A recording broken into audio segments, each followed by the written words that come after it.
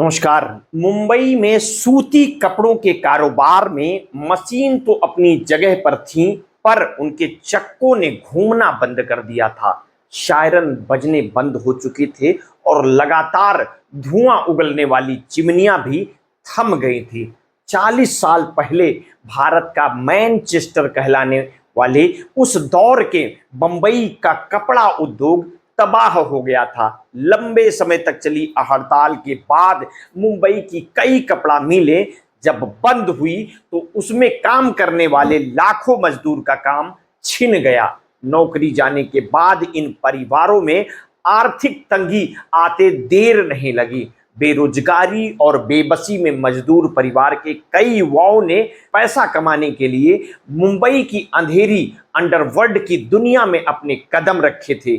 BBC की एक report के अनुसार वरिष्ठ पत्रकार प्रभाकर पवार बताते हैं, जब मिलें बंद हो गईं तो मिल के मजदूरों के बच्चों की पढ़ाई लिखाई छूट गई। लोगों के पास परिवार चलाने के लिए पैसे नहीं थे। इस वजह से कुछ युवाओं ने अपराध की दुनिया में कदम रखा था। मिल मजदूरों के परिवारों से निकलकर अपराध की दुनिया में कदम रखने वाले दो युवा आगे चलकर मुंबई अंडरवर्ल्ड का प्रमुख चेहरा बने। इसमें एक नाम था अरुण गवली, जो बायकुला की दगली चाल से निकले थे, और दूसरे का नाम था नाइक, जो दादर से निकल के आया था। मुंबई पुलिस के पूर्व कमिश्नर राकेश मारिया ने अपनी किताब लेट मी से इट नाउ में लिखा है, अरुण गवली और अमर नाइक दोनों सामान्य मील मजदूरों के परिवार से थे, लेकिन दोनों ने अंडरवर्ल्ड की दुनिया में तेजी से जगह बनाई। वैसे तो गैंगस्टर बनने से पहले अरुण गवली महालक्ष्मी मिल में काम किया करते थे। बड़ी संख्या में मिल मजदूर सेंट्रल मुंबई के प्रभादेवी, चिंचपोकली, सतारा, माझेगांव, दादर, बायकुला, अगिरपाड़ा और सात रास्ता जैसे इलाके में रहा करते थे, जिन्हें सामूहिक रूप से गिरान गांव भी कहते थे। आज हम बात कर रहे हैं 4 दशक पहले मुंबई में राज करने वाले गैंगस्टर की। मुंबई के इस गैंगस्टर ने राजनीति में भी हाथ आजमाया। 1990 के दशक में जब मुंबई में गैंगवार जोरों पर था तो सारे गैंगस्टर देश छोड़कर भाग रहे थे। तब अरुण गवली ही था जो मुंबई छोड़कर नहीं गया। सफेद टोपी और सफेद कुर्ता पहनने वाला मुंबई का वो डॉन, जिसका दाऊद इब्राहिम के साथ 36 का आंकड़ा था। आए दिन डी कंपनी के साथ उसका गैंगवार चलता ही रहता था। 90 के दशक में वो अरुण गवली सुपारी किंग और डैडी के नाम से मशहूर हुआ। बाद में मुंबई के इस गैंगस्टर ने राजनीति में भी हाथ आजमाया। 1990 के दशक में जब मुंबई में गैंगवार जोरों पर था, सारे गैंगस्टर देश छोड़कर भाग रहे थे, तब अरुण गवली ही था जो मुंबई छोड़कर नहीं गया। 17 जुलाई 1955 को अहमदनगर जिले के कोपर गांव में जन्मा अरुण गवली और उसका भाई किशोर उर्फ पप्पा 1970 के दशक में मुंबई आए थे। शुरुआत में अरुण गवली मुंबई की टेक्सटाइल मिल में काम किया करता था। 1970 से 1980 के अंत तक मुंबई की टेक्सटाइल इंडस्ट्रीज में हुई बहुत सी हड़तालों की वजह से कई मिलों में ताला लग गया।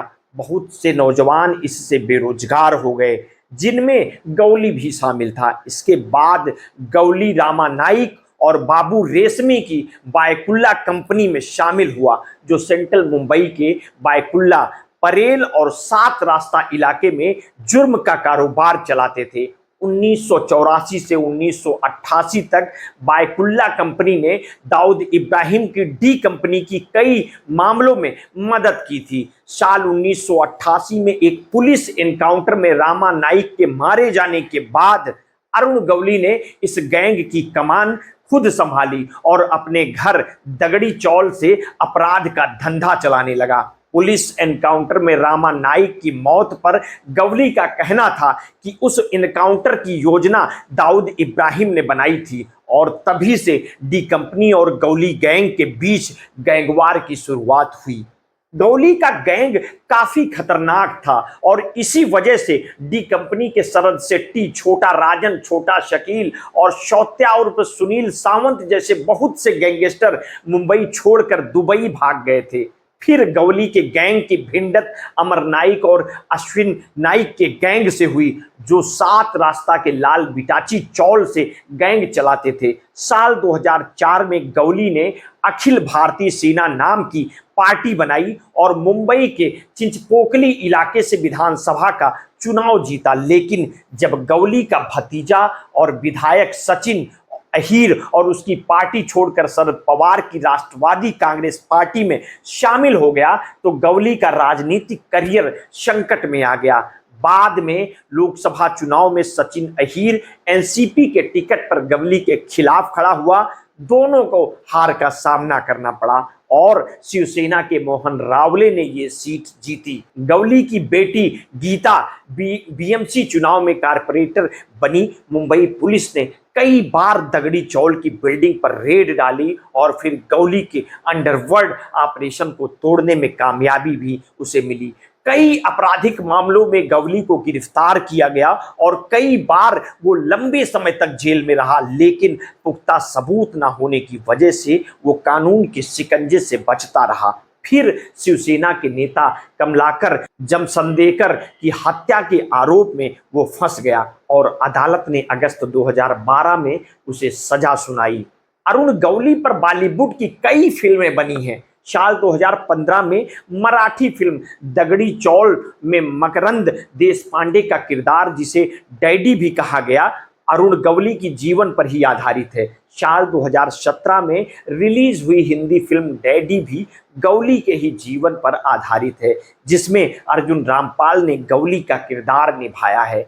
मुंबई में गैंगस्टर से नेता बने अरुण गौली उर्फ डैडी के बारे में कुछ दिलचस्प बातें भी आपको बताता हूं। अरुण गौली, रामा नायक और बाबू रेशमी की बायकुल्ला गैंग की तिकड़ी मुंबई में भयंकर और सबसे खतरनाक मानी जाती थी। तीनों ने एक दौर में मुंबई अंडरवर्ल्ड पर राज किया था। गौली को जुबैदा मुजावर नाम की लड़की से प्यार हुआ और फिर परिवार के खिलाफ जाकर उन्होंने शादी की।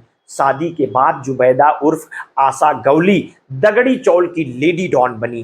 दाऊद की बहन हसीना पारकर के पति इब्राहिम पारकर को अरुण गौली ने ही मारा था। इसका बदला लेने के लिए साल 1990 में दाऊद के आदमियों ने गौली के बड़े भाई किशोर की हत्या की। कहते हैं कि पारकर की हत्या ही गौली और डी कंपनी के बीच दुश्मनी की सबसे बड़ी वजह थी। एक समय ऐसा भी था जब शिवसेना गौली की मदद करती थी। एक रैली में शिवसेना प्रमुख बाल ठाकरे ने कहा था कि अगर पाकिस्तान के पास दाऊद है तो भारत के पास गौली है, लेकिन फिर बाद में शिवसेना और गौली के रिश्तों में दरार आ गई। 2004 के चुनाव में चिंचपोकली विधानसभा से महाराष्ट्र असेंबली का चुनाव गौली ने 11,000 से ज्यादा वोट के अंतर से जीता था। शिवसेना के कारपोरेटर कमलाकर जमसंदेकर की हत्या के मामले में दोषी पाए जाने के बाद मुंबई की मकोका अदालत ने अरुण गौली और उसके 11 साथियों को सजा सुनाई। फिलहाल ये मुंबई की सेंट्रल जेल में बंद है। गौली पर इससे पहले भी 40 मुकदमे दर्ज हो चुके थे। मिलते हैं किसी नेक्स्ट स्टोरी के साथ। आपने अगर अभी तक हमारे इस चैनल को सब्सक्राइब नहीं किया है तो कर लीजिए, बेल आइकन दबाना ना भूलिए। अपने स्वास्थ्य के प्रति सचेत रहिए, सजग रहिए, अपना ध्यान रखिए। बहुत बहुत धन्यवाद। साधुवाद।